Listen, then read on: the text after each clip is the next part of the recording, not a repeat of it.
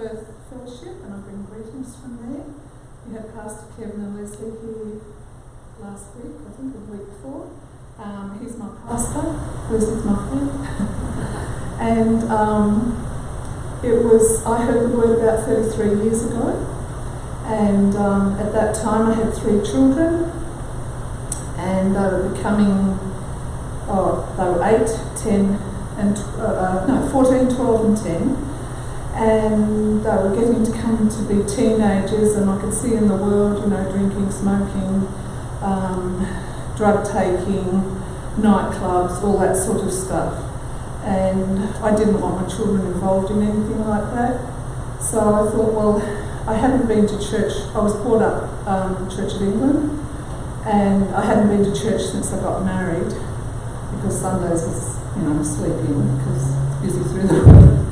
But anyway, I realised later that there was nothing there holding me.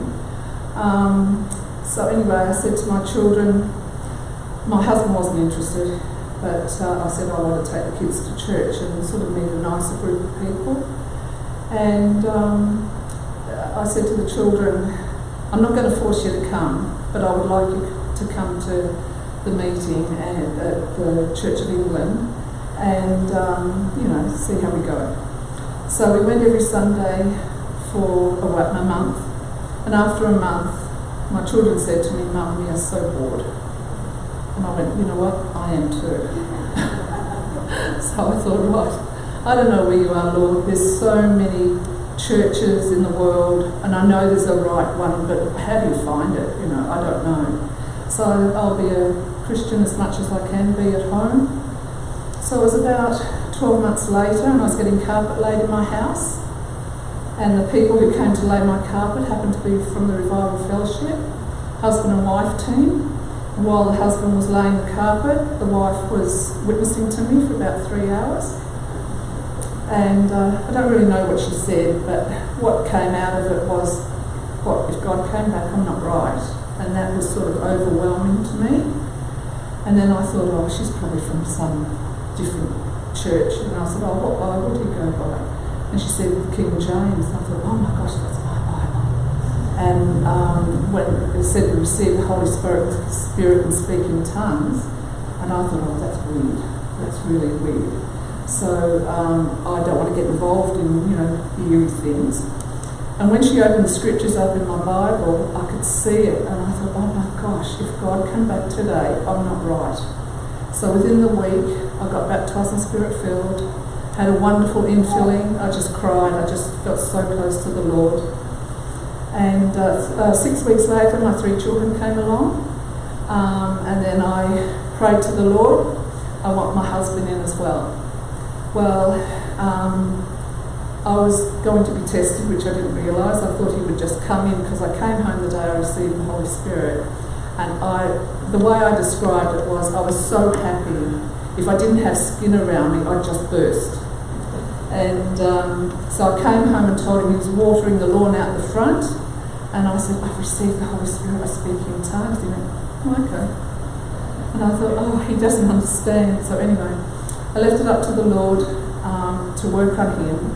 But I was from a very happy childhood, a very happy marriage, happy kids, health, everything. So people say you need a crutch to go follow God, but I didn't need any crutches, because my life was good as far as I'm concerned. And so after things started getting bad, and my husband and I were arguing over scriptures and things, and he could see me happy when I went to the meeting, and it was like he wasn't involved in the happiness. And I used to describe it to him as, I've walked through this door and found this wonderful world. I can't come back, but you can come through. And he went, no, don't want anything to do with churches and stuff. So anyway, we started arguing a lot, and we decided that we would be separate under the same roof. And he would take the children out on the weekend, not say where he was going. We weren't talking. As soon as he'd go to work, he would come and give me a kiss goodbye, and I would just fall on my bed, just absolutely sobbing from my toes. I was just so upset. And I thought, Lord, I found you. Does it mean my marriage has to suffer? I don't understand it. So I didn't realise then the Lord was testing me. And because you're sort of like walking through it and not understanding things because you're just so young in the Lord, I was being guided by the Spirit, but I didn't think, I didn't know that I was. So after about 3 or 4 weeks of this arguing and fighting and that, I thought I can't stand it anymore, and I met my husband at the door when he came home from work, and he was standing with his hands behind his back as he walked in. And I said, I've made a decision. I won't go to as many meetings, because at that time I was going to a couple of meetings, but he didn't want me to go to the house meeting, I think it was. I said, I won't go to as many meetings. I said, but I'm going every week. I'll go on a Sunday, but don't ask me to give God up. I said, because you won't like my answer. And I felt this peace come over me, and I thought, I don't know why I'm feeling peaceful when I've just told my husband, if it's between God and the marriage, I'm choosing God. And he pulled his hand out and he had a big bunch of flowers because he was sick of us fighting as well. So from then on I thought, well, I'm not going to talk about God, I'll just go to my meetings, come home, and that's it. And he started asking me questions. Did anyone get baptised today? And I'd go, yes, a lady got baptised, received the Holy Spirit. And I didn't go into anything, and he was starting to ask questions. So over a 3-month period, when I would get ready to go to the meetings on the Sunday, he was getting ready to go and visit our friends or do something else, and he was getting ready this particular day, and I said to him, coming to the meeting, are you? Sort of tongue in cheek, and he went, I think I might. And I thought, oh my gosh, I better not show how excited I am. So, all right then, okay. So anyway, he came along and he got baptised and Spirit-filled. Well, we were all a blubbering mess because everyone knew what my situation was. And he got baptised and Spirit-filled, and he said to me, why did I wait so long?